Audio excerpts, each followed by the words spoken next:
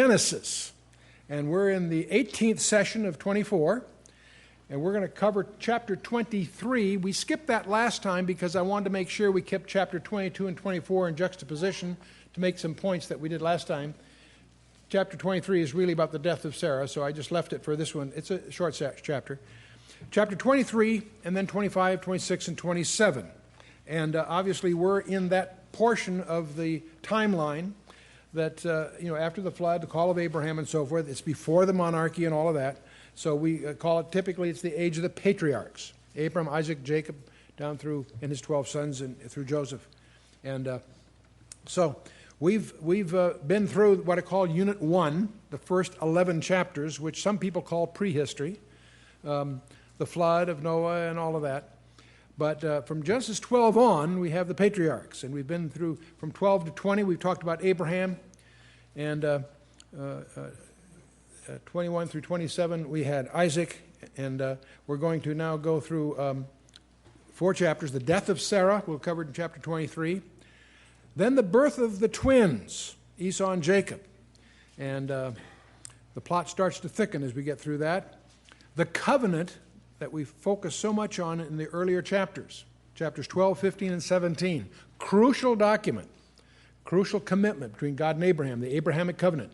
It's crucial for the world because the world is challenging it. Everything you read about in the paper in the Middle East is the world's challenge to God's covenant to Abraham. But it's also important to each of us individually because every blessing you and I enjoy, even as Gentiles, derives from that Abrahamic covenant. We need to understand it. And it's confirmed to his offspring in chapter 26. And then chapter 27, we have this bizarre story where the blessing is stolen. And we'll go through that. Well, anyway, Genesis 23, the death of Sarah. In chapter 23, verse 1, and Sarah was 107 and 20 years old. And these were the years of the life of Sarah. And Sarah died in Kiriath Arba.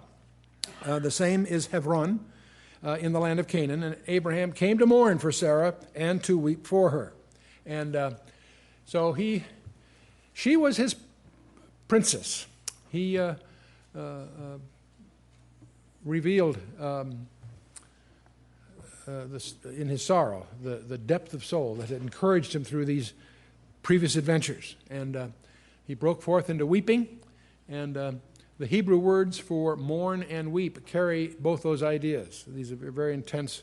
It's just a brief phrase here in our translation, but the Hebrew carries it. It's interesting that Sarah is the only woman whose age, death, and burial are recorded in the Scripture. Not make a big thing of that, except it's a point of honor. In that way alone, she's uniquely honored. So we could spend more time on that, but that's pretty straightforward. Let's move on.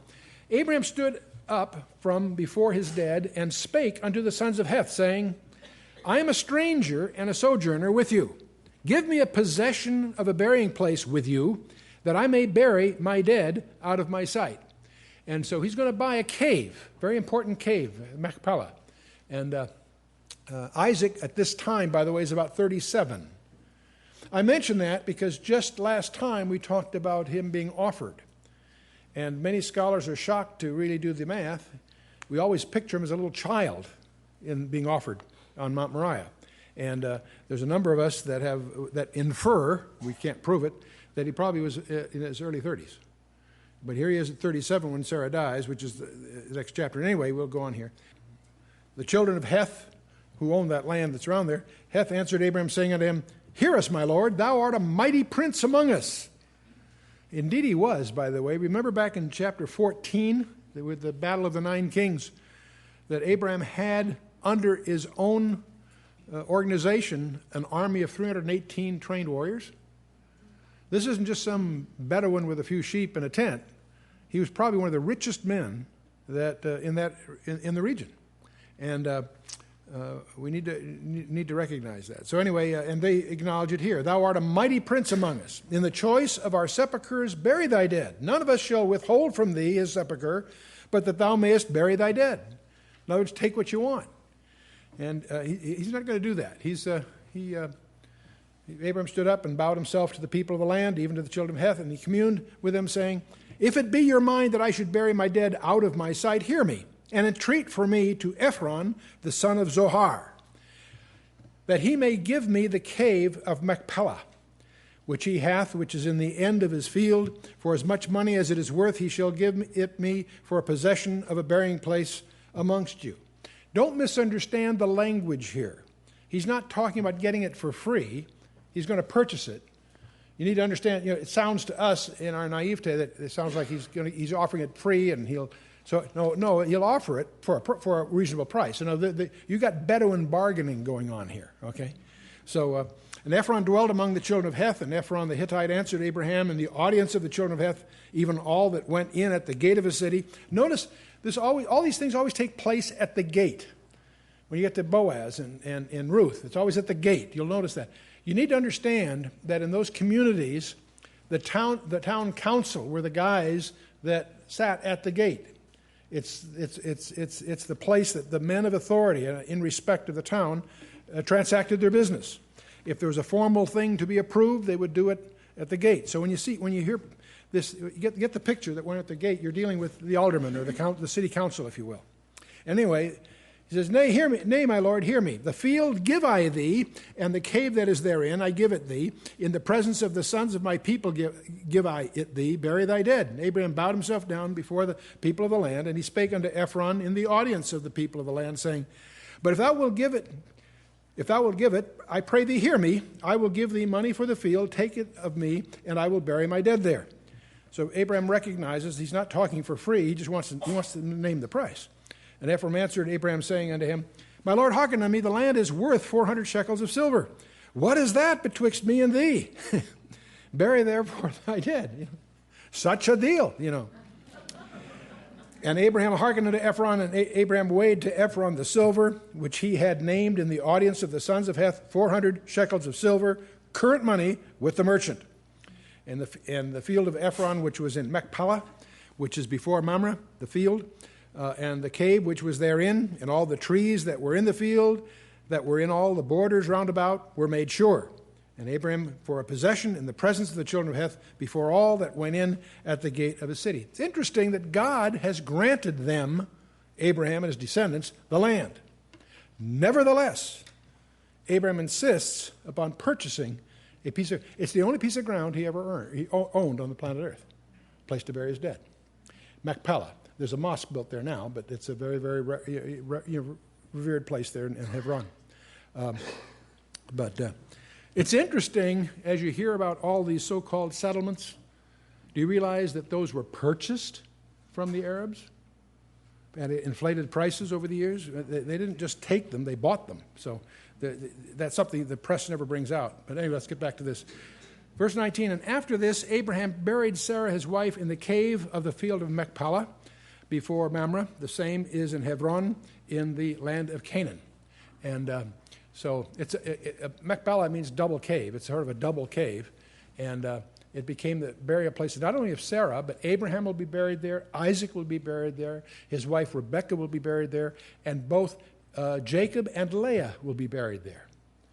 Rachel will be buried near Bethlehem. Rachel's tomb near Bethlehem is another very revered place in the Jewish community.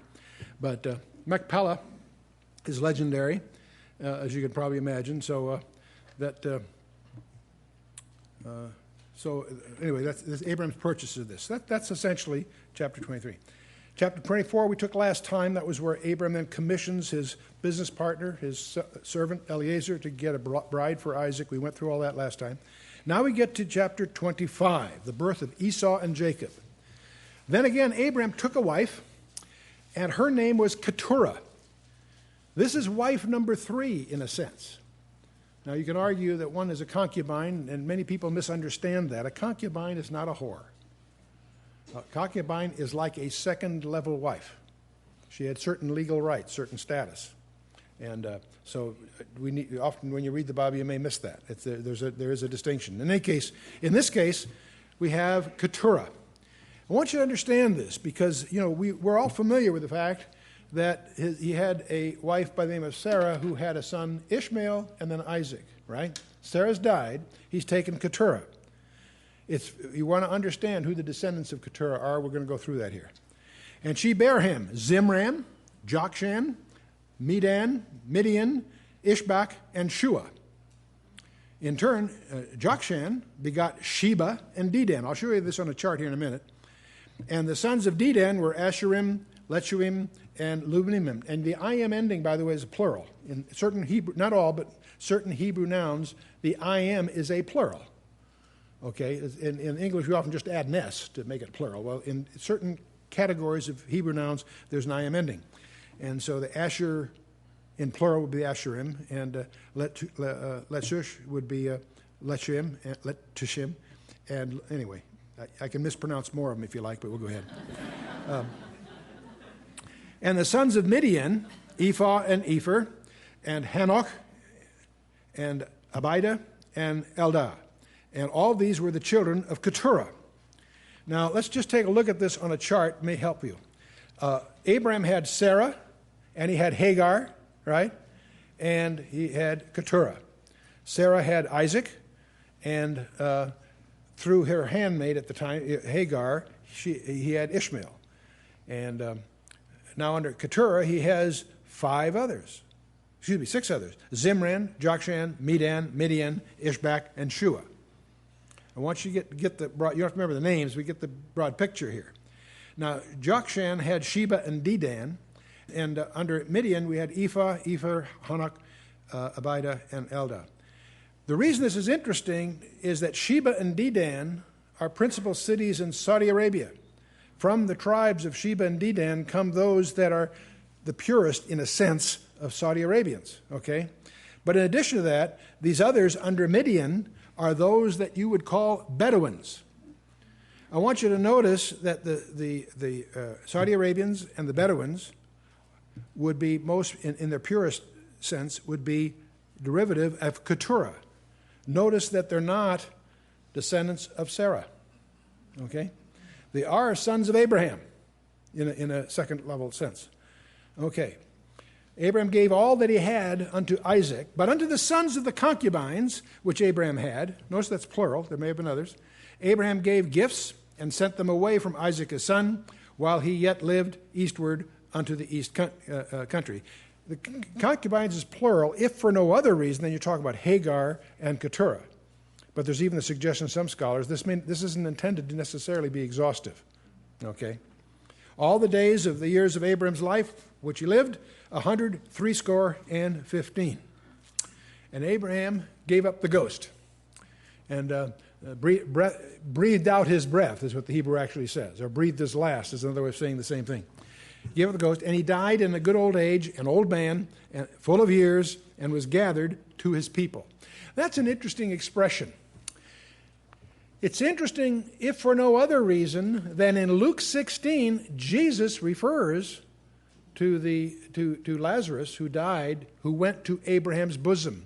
The whole concept of Sheol, which is the Hebrew term for the abode of the dead. It's not the grave.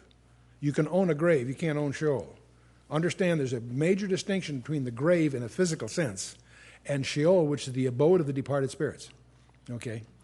Roughly the equivalent Greek term is Hades. It has a good and a bad region within it. So Sheol had a good place and a bad place inside, if you will. And Hades, when you get to the Greek, the New Testament's in Greek, the word Hades embodies the same thing. Luke 16 is perhaps your primary glimpse into what's going on here. Okay, and I want to derail this discussion to get in all of that, except it's interesting that this expression, Abraham's bosom, is the one the Lord himself uses to describe what I'll call the good part of Sheol, if you will. Okay? And you may recall the rich man in Luke 16. By the way, that's not a parable. Luke 16 is not a parable. It's an actual description. There was a rich man and there was a beggar named Lazarus. In parables, people don't have names. And so the rich man is in torment. He's in Sheol, but he's in a place where he's in torment.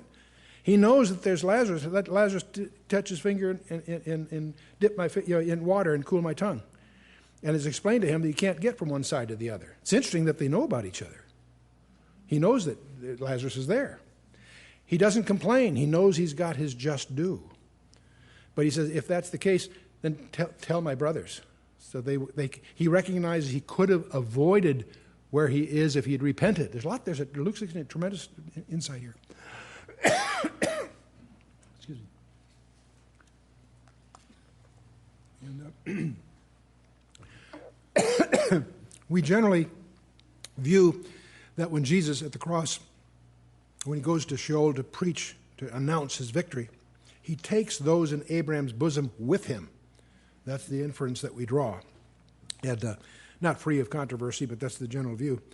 And it's interesting that that rich man is still waiting today for that cool touch of water. Heavy stuff. But anyway, moving on. Verse 9.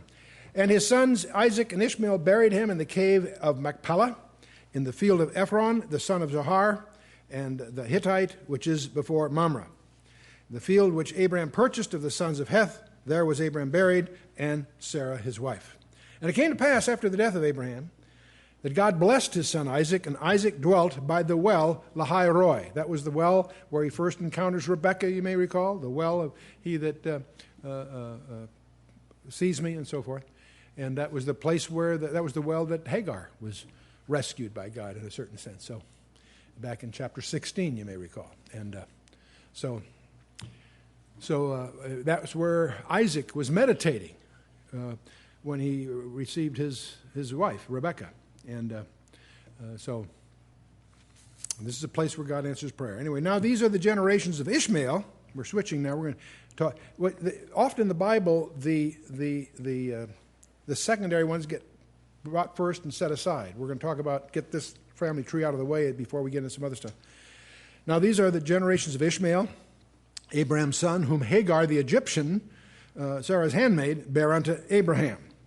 It's interesting that it emphasizes their lineage here. Hagar the Egyptian.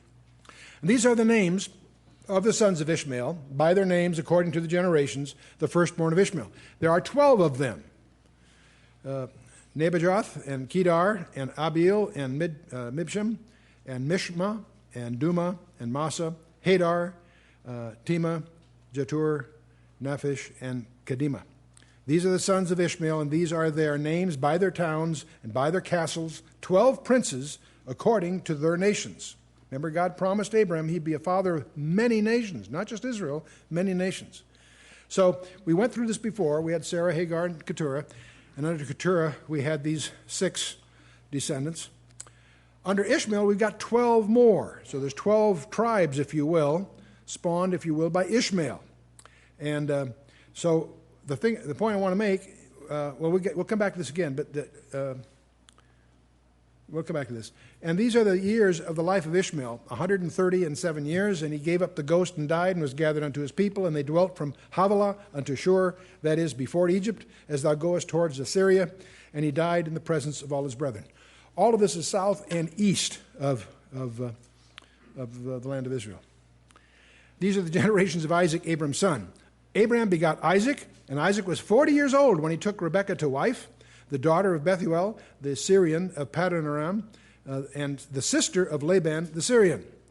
And Isaac entreated the Lord for his wife because she was barren, and the Lord was entreated of him, and Rebekah his wife conceived. And the children struggled within her. See, there's more than one. These are the twins. And she said, if it be so, why am I thus? And she went to inquire of the Lord. Interesting, Rebekah's quite a gal. She's quite a spunky gal in a lot of ways, as we'll see. But when she's got a question, she goes to the Lord. And the Lord said unto her, 2 nations are in thy womb. How'd you like that, girls? Huh? 2 nations are in thy womb, and 2 manner of people shall be separated from thy bowels. In other words, these 2 people, not only are there 2, but they're very different from one another, as you'll see. The one people shall be stronger than the other people, and the elder shall serve the younger.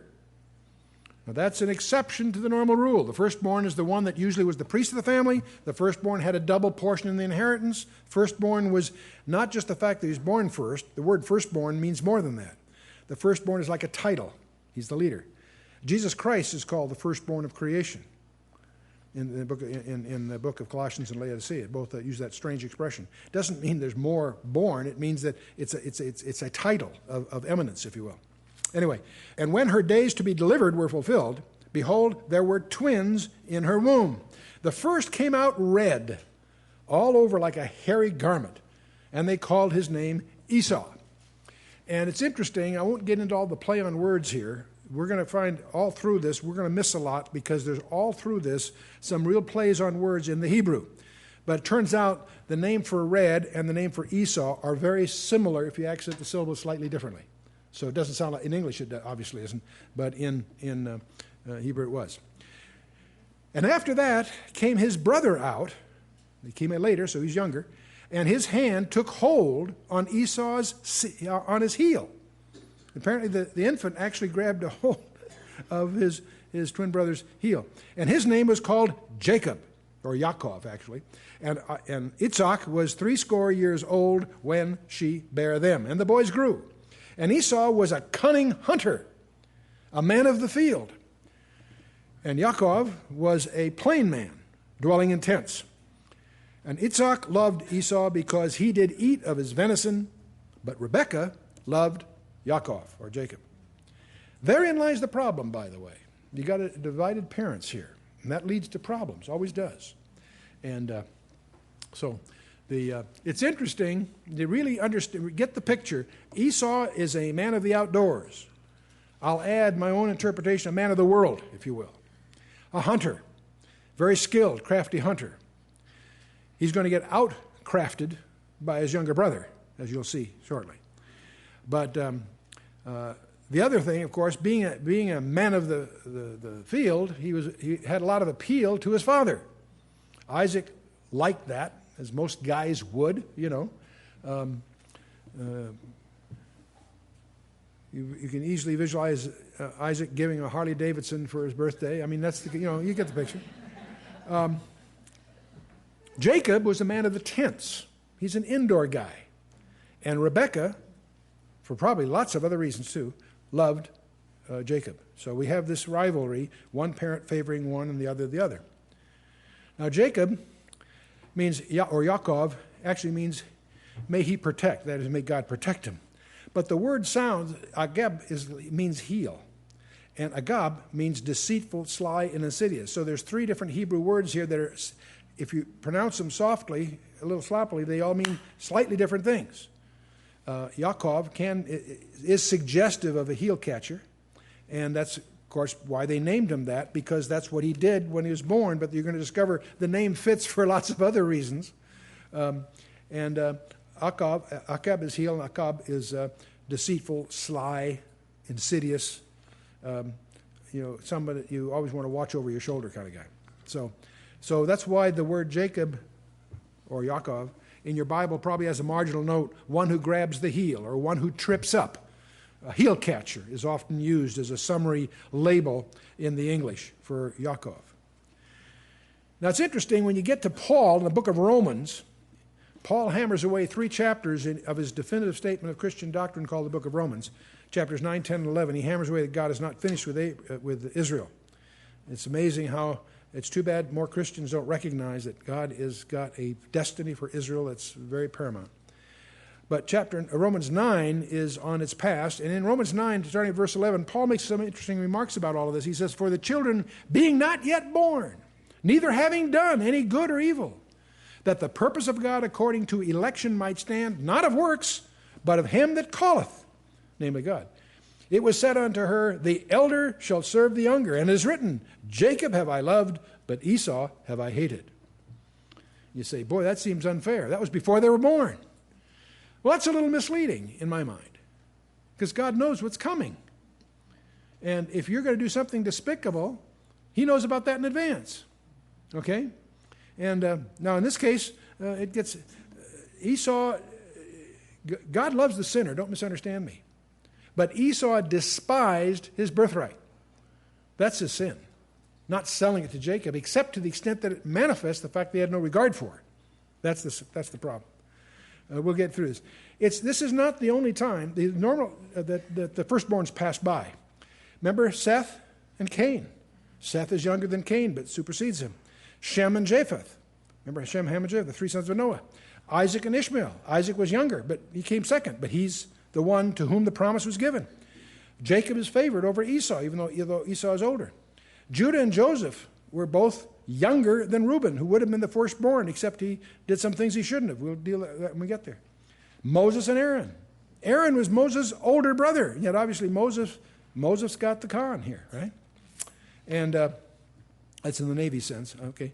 And David, of course, succeeds. All his brothers were older than he was, right? So interesting.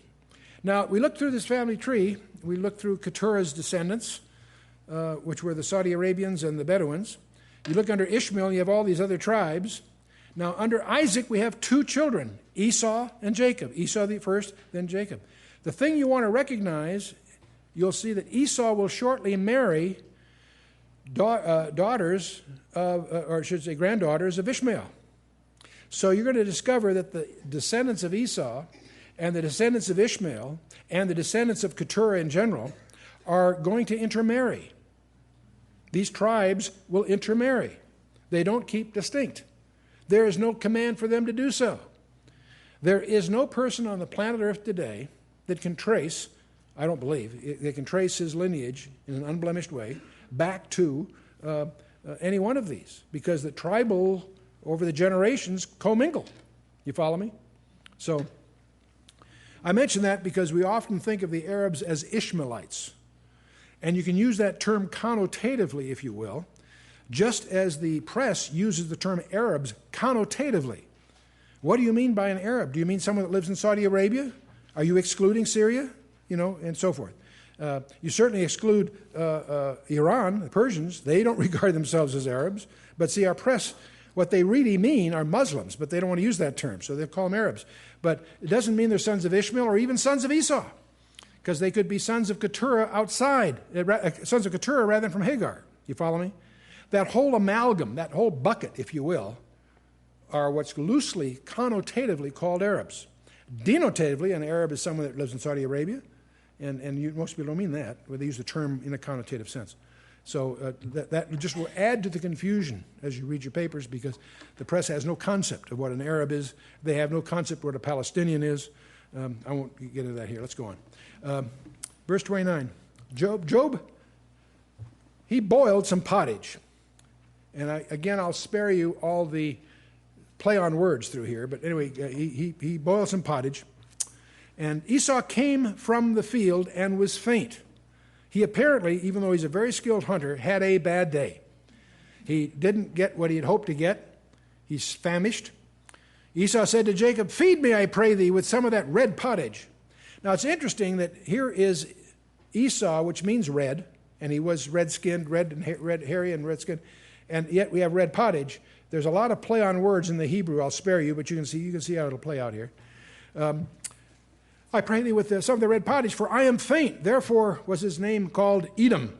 See, Esau is his name, but his descendants are called Edomites. The region he settles is called Edom, which means red.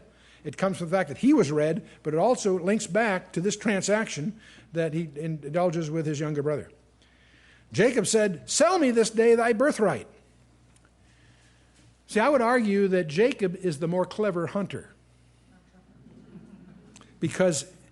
And this is sort of interesting because it was prophesied that he would get the birthright, but he indulges it by this transaction. So now Esau says, "Behold, I am at the point to die. What profit shall this birthright do to me?" Now he can be expressing this in terms of his exasperation or his desire for this, but he's also in the same breath disdaining what good is the birthright anyway. He doesn't regard it. He doesn't take it seriously. It's not important to him. Jacob said, "Swear to me this day," and he swore to him, and he sold his birthright unto Jacob. Big mistake, Esau. Big mistake. Has eternal consequences. Then Jacob gave Esau bread and pottage of the lentils, and he did eat and drink and rose up and went his way, and Esau despised his birthright. And there's all kinds of scholastic guessing at what kind of lentils. There were Egyptian beans that Esau may not have been known about. There's all this background that's really tangential to the main issue here. And so Jacob, the second-born, had the birthright, and he was a calculating but very quiet man. He recognized the value of that, and he manipulated his brother to giving it up. And so now he probably knew the oracle from back there from that was announced at his birth. I'm sure Rebekah didn't refrain from mentioning that a lot. So Jacob is probably just waiting for his opportunity here. Now, Esau is, portrayed as emotional, fainting and gasping, famished, and so forth. Gulping is suggested in verse one of these verses, and he was more like an animal that had been trapped with bait here. And anyway, let's move on. Genesis 26. There was a famine in the land beside the first famine that was in the days of Abraham. And Isaac went unto Abimelech, the king of the Philistines, unto Gerar. Gerar, a lot happens at Gerar. Gerar is about halfway between Canaan and Egypt. It's a border kind of place. And here he comes to Abimelech. This is not the same Abimelech we ran into under Abraham. This is one of the reasons we recognize the word Abimelech is probably a title, not a proper name. Okay? And he went unto Abimelech, the king of the Philistines, unto Gerar. And the Lord appeared unto him and said, Go not down into Egypt. Dwell in the land which I shall tell thee of. Sojourn in this land, and I will... Sojourn, by the way, implies that you live there, but you regard yourself as a stranger. You're passing through, so to speak. You and I really should be sojourners on the planet Earth. We live here, but this ain't our home. We're displaced persons. Sojourn in this land, and I will be with thee, and I will bless thee, and for unto thee and unto thy seed I will give all these countries. Who's he talking to here? Who's God talking to here? Anyone? Isaac. This sounds familiar because it was said to Abraham. I want you to recognize God is confirming the covenant to Isaac here. I'll be with thee, I'll bless thee. For unto thee and thy seed I will give all these countries, and I will perform the oath which I swear unto Abraham thy father. And I will make thy seed to multiply as the stars of heaven. And I will give unto thy seed all these countries. And in thy seed shall all the nations of the earth be blessed. That all echoes familiar because it's a recounting of the commitment that God gave Abraham, now being reconfirmed to Isaac. Because that Abraham obeyed my voice and kept my charge, my commandments, my statutes, and my laws. And Isaac dwelt in Gerar. And the men of the place asked him of his wife, and he said, She is my sister. That sound familiar? Abraham did it a couple of times. Now Isaac picks up on it, right? I have a surprise for you on that. But we're going to get in a little bit to the tablets at Nuzi. And they have discovered that in that region, there was a concept that you could elevate your wife to a position called sisterhood. And see, you and I assume, and with some validity, that one reason he's doing this is to save his own life. What we fail to appreciate, because we don't understand the customs at that time, that was not unusual to designate your wife up a notch to be a sister. It sounds strange to us, and we're not familiar with that. There's a number of these things that come out of the Nuzi tablets I'll deal with shortly. Anyway, he says, She is my sister, for he feared to say, She is my wife, lest, said he, the men of the place should kill me for Rebekah, because she was fair to look upon. You know, it's interesting that these guys, these patriarchs, they have good-looking women. Sarah was spectacular, obviously, for lots of reasons. Ask Pharaoh. He noticed that right away. He could take his pick. But Rebekah apparently has the same attraction. She apparently is a pretty sharp-looking gal. The men of the place should kill me for Rebekah because she was fair to look upon. Now, some interesting, you probably noticed already, I want to show you some things. I'm not going to be exhaustive here. I want to highlight some things that you should tune yourself to do in your own notes. Are there some parallels between Isaac and Abraham? Well, there was a famine. They both planned to go to Egypt. Isaac was forbidden to. They stay in Gerar, or Gerar, whatever, calling his wife a sister. That was chapter 12 as well as here in 20. The wife's a beauty in both cases. Abimelech's concern about committing adultery will be expressed. It was expressed back there. It's going to be expressed here. Abimelech's rebuke. Here a pagan leader rebukes our patriarchs, both times. Interesting parallels.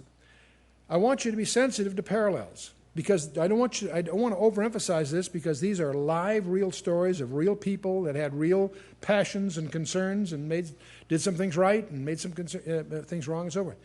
At the same time as you go through, the more you read your Bible, the more you'll discover, and you need to discover, you can't get this from notes or my telling you have to discover it for yourself, but you'll discover again and again and again, there's very unusual parallels between the actual narrative and some larger truth, either involving nations or a much more global thing. So just be tuned to that, and we'll point out a few as you go to whet your appetite for that. But let's go on. Chapter 26, verse 8. And it came to pass, when he had been there a long time, that Abimelech, the king of the Philistines, looked out at a window and saw, and behold, Isaac was sporting with Rebekah his wife. I don't think I need to amplify that. Right? You get the picture, right? And so there is some play on words here, because caressing her is Meshech, and it's a play on the word Itzhak. These in the Hebrew, if I could pronounce it properly, you'd see the similarities. There's word play all through this area, and it also the same word as for mockery. It's used that way. So there's like when Ishmael was mocking Isaac. So anyway, and Abimelech called Itzhak and said, "Behold, of a surety he is thy wife." He apparently could tell by the way they were playing around that this was no sister. Behold, of her surety, she is thy wife. And how saidst thou, she is my sister? And Isaac said unto him, because I said, lest I die for her. Abimelech said, what is this thou hast done unto us? One of the people might lightly have lain with thy wife, and thou shouldest have brought guiltiness upon us. And by the way, also thwarted the plan of God, incidentally. But let's move on. And Abimelech charged all his people, saying, he that toucheth this man or his wife shall surely be put to death. So Abimelech explained it more clearly to his people. Then Isaac sowed in that land and received that same year 100-fold. Wow. And the Lord blessed him. So the Lord blesses Isaac, and the man waxed great and went forward and grew until he became very great.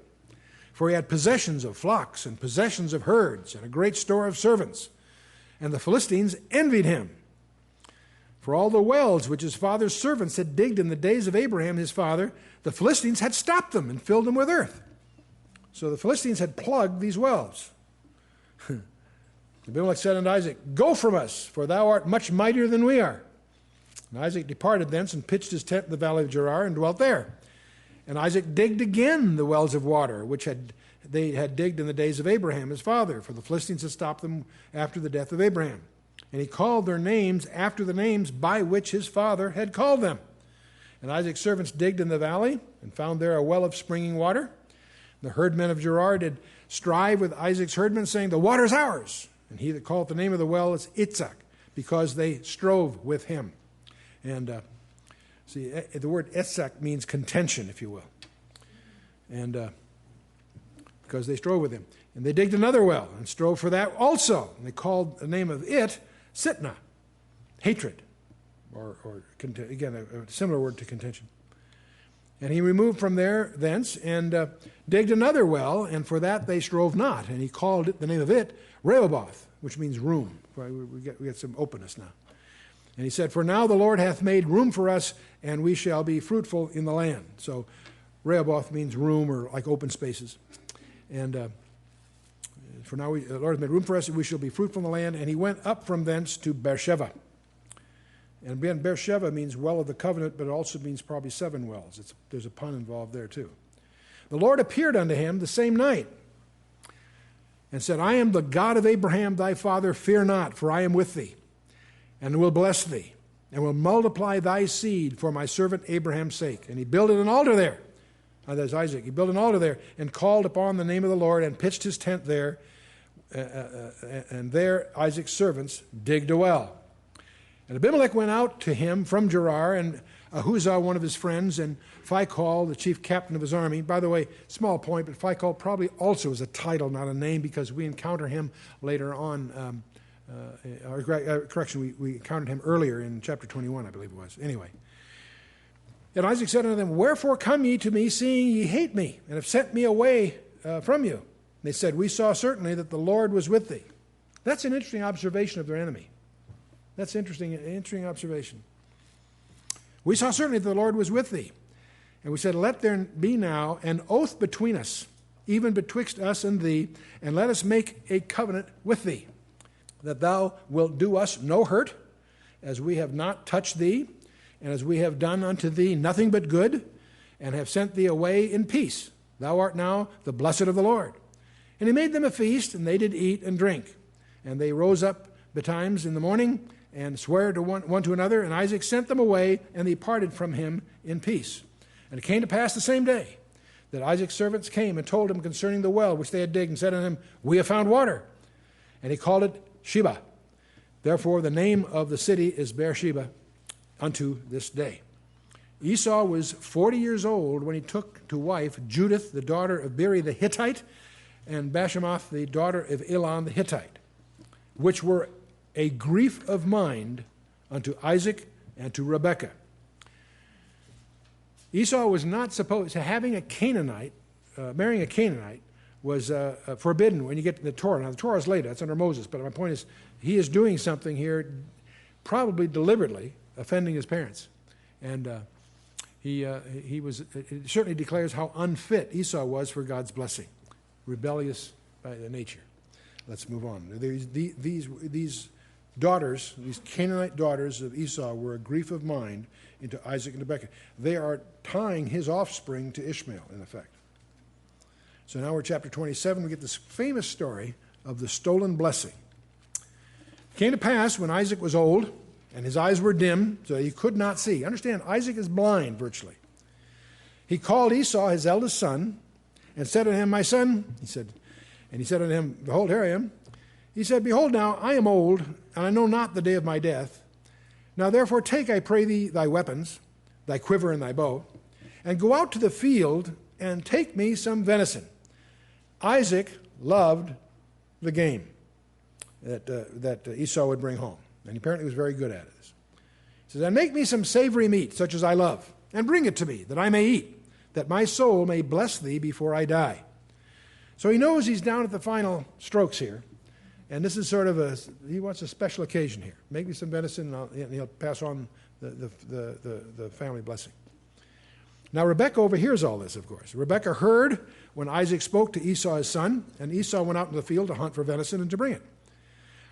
Rebekah is quite a gal, by the way. She's a spunky gal. So she spake unto Jacob, her son, saying, Behold, I heard thy father speak unto Esau, thy brother, saying, Bring me venison, and make me savory meat, that I may eat and bless thee before the Lord before my death.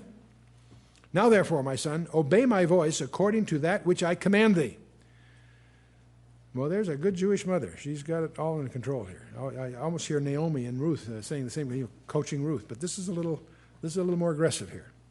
Go now to the flock, and fetch me from thence 2 good kids of goats, and I will make them savory meat for thy father, such as he loves. And thou shalt bring it to thy father, that he may eat, and that he may bless thee before his death.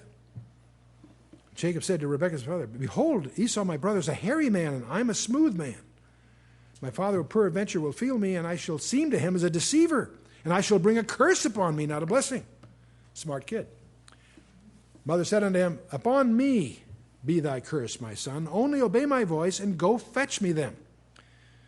This is one of those cases where she's trying to help God. That's always a mistake. God doesn't need our help, God will do it his way. She knew that the destiny was for Isaac to have the blessing. For Jacob to have Isaac's blessing. But she's in here trying to manipulate the things that she understands God's going to eventually want, presumably. Anyway, so she's coaching him, and go fetch them. And he went and he fetched, and he brought them to his mother, and his mother made savory meat such as his father loved. And Rebekah took a goodly raiment of her eldest son Esau, which were with her in the house, and put them on Jacob, her younger son. So the mother gets the best clothes of Esau, his own wardrobe. She's not quite through yet. And she put the skins of the kids of goats upon his hands and upon the smooth of his neck. And she gave the savory meat and the bread, which she had prepared, into the hand of her son Jacob. And he came unto his father and said, My father, here I am. Who art thou, my son? And Jacob said unto his father, I am Esau, thy firstborn, and I have done according as thou biddest me. Arise, I pray thee, sit and eat of my venison, that thy soul may bless me. Isaac said unto his son, How is it that thou hast found it so quickly, my son? Sounds like he's a little suspicious here. And he said, because the Lord thy God hath brought it to me, brought it before me. And Isaac said unto Jacob, come near, I pray thee, that I may feel thee, my son, whether thou be my very son Esau or not. He's apparently suspicious. Jacob went near unto Isaac his father, and he felt him, and he said, the voice is Jacob's voice, but the hands are the hands of Esau. And he discerned him not, because his hands were hairy as brother Esau's hands, so he blessed him. And he said, art thou my very son Esau? And he said, I am. He said, bring it near to me, and I will eat of my son's venison, that my soul may bless thee. And he brought it near to him, and he did eat. And he brought him wine, and he drank. And his father Isaac said to him, come near now and kiss me, my son. And he came near and kissed him, and he smelled the smell of his raiment. Sound like they need some laundry here, but anyway. And blessed him, and said, see, the smell of my son is as the smell of the field, which the Lord hath blessed. Therefore God give thee of the dew of heaven, and the fatness of the earth, and the plenty of corn and wine. Let people serve thee, and nations bow down to thee. Be Lord over thy brethren, and let thy mother's sons bow down to thee. Cursed be everyone that curseth thee, and blessed be he that blesseth thee.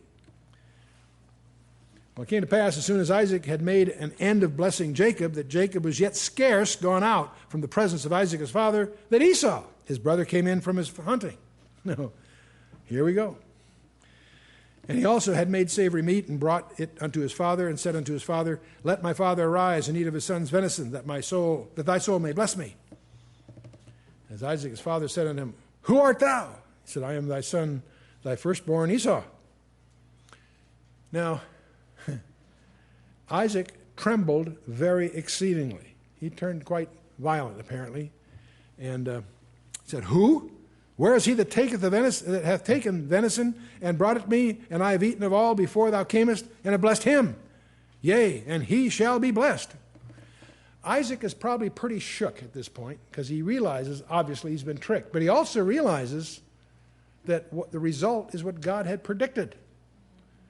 I'm not implying that God would have had it done this way had they not cheated, but the point is, Isaac is shook up for a couple of reasons. Not only has he been hoodwinked by his younger son, but he also realizes that this is God's will. And he would know that because it would bring into focus what was said at his birth. And there's no going back now. And so it's interesting that in Hebrews chapter 11, verse 20, in the New Testament, it says, by faith Isaac blessed Jacob and Esau concerning things to come. So it's a very strange way to express this. But Isaac is standing up to the challenge here that the blessing stands, that the right of the firstborn devolves on Jacob. Esau is going to be very bitter about it, so bitter that Jacob, under advice of his mom, flees for his life. And it's going to be many, many years before they encounter one another, and when they do, Jacob is terrified that Esau may seek his vengeance upon Jacob, and that's the climax yet coming. But when Esau heard the words of his father, he cried with a great and exceeding bitter cry, and said unto his father, bless me, even me also, my father. And he said, thy brother came with subtlety, and hath taken away thy blessing. See, you and I think, gee, we don't understand. We think, well, a blessing, you can always bless somebody. I bless you, son. I bless you, too. That's, big deal. No, the blessing was a sanctioning of the rights of the firstborn, which were two primarily: being the high priest of the family and being entitled to a double portion of the inheritance. The firstborn was a status, a category, and it's not reassignable. Thy brother came with subtlety and hath taken away thy blessing. And he said, is not he rightly named Jacob? For he hath supplanted me these 2 times. He took away my birthright, and that's a little cheating there, because he sold his birthright under deals that they agreed to. And behold, now he hath taken away my blessing. And he said, hast thou not reserved a blessing for me? And Isaac answered and said unto Esau, behold, I have made him thy lord, and all his brethren have I given to him for servants. And with corn and wine have I sustained him. And what shall I now do unto thee, my son? And Esau said unto his father, Hast thou but one blessing, my father? Bless me, even me also, my father. And Esau lifted up his voice and wept. And Isaac his father answered and said unto him, Behold, thy dwelling shall be the fatness of the earth and the dew of heaven from above. And by thy sword shalt thou live, and shalt serve thy brother. And it shall come to pass, when thou shalt have dominion, that thou shalt break his yoke from off thy neck. And Esau hated Jacob because of the blessing wherewith his father blessed him. And Esau said in his heart, The days of mourning for my father are at hand. Then will I slay my brother Jacob. And these words of Esau, her elder son, were told to Rebekah, and she went and called Jacob, her younger son, and said unto him, Behold, thy brother Esau, as touching thee, doth comfort himself, purposing to kill thee. Now therefore, my son, obey my voice and arise, flee thou to Laban, my brother, to Haran. That's 450 miles away. That's where they all came from originally. That's where the root family was, back in Haran. And she's going to send her beloved son away and never see him again, because she will die before he returns. So flee thou to Laban, my brother, to Haran. Tarry with him a few days until thy brother's fury turn away, until thy brother's anger turn away from thee, and he forget that what thou hast done to him. Then I will send and fetch thee from thence. Why should I be deprived also of you both in one day? And Rebekah said to Isaac, I am weary of my life because of the daughters of Heth. If Jacob take a wife of the daughters of Heth, such as these, which are the daughters of the land, what good shall my life do me? So she's had it with her daughters-in-law. She wants to get wants Jacob to find some of their own kind. A couple of summary things. It's interesting as we reflect on all of this. All the participants were at fault. It's easy to pin the rose on some particular one, but Isaac attempted to thwart God's plan by blessing Esau.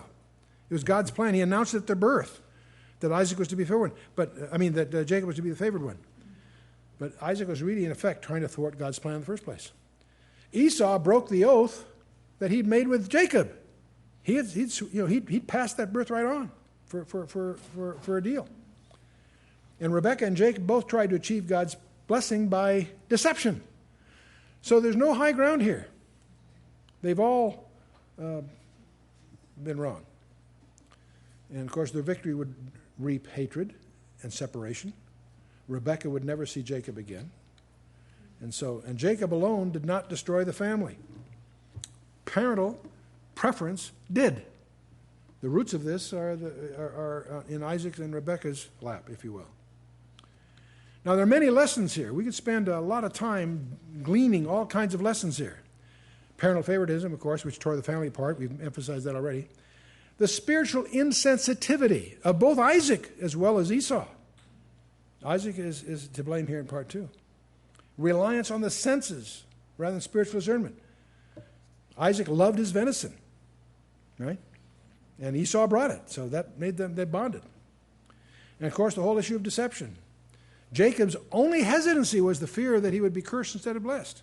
Fear of being, he wasn't repentant, he was fear of getting caught.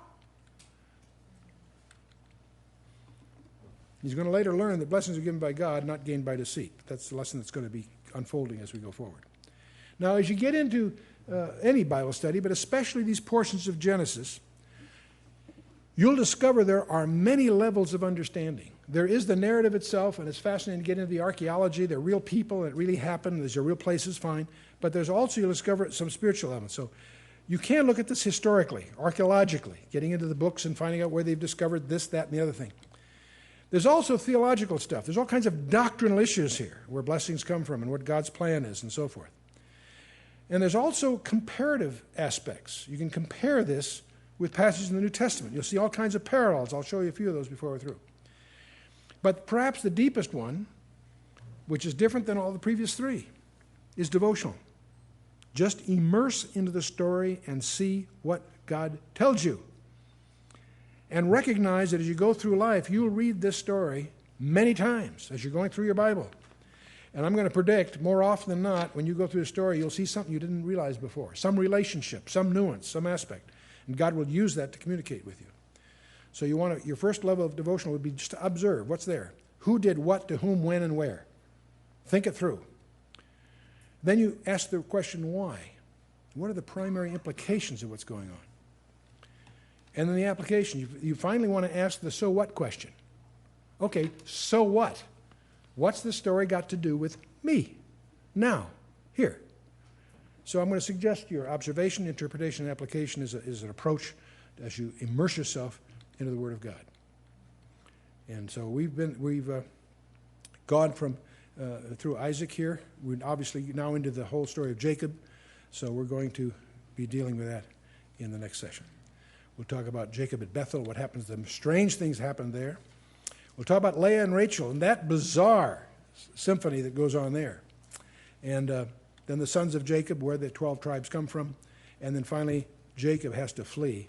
His conniving, he's got a conniving uncle by the name of Laban that we'll talk about. So let's stand for a closing word of prayer, a quick stretch.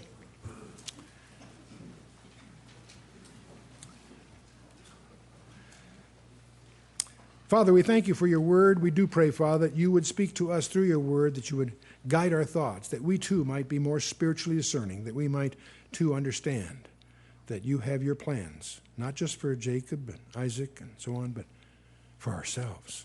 We pray, Father, you'd help us discover that plan that you have for each of us, that we might be more responsive to that plan, that we might be more fruitful stewards of the opportunities that you've placed before us as we commit ourselves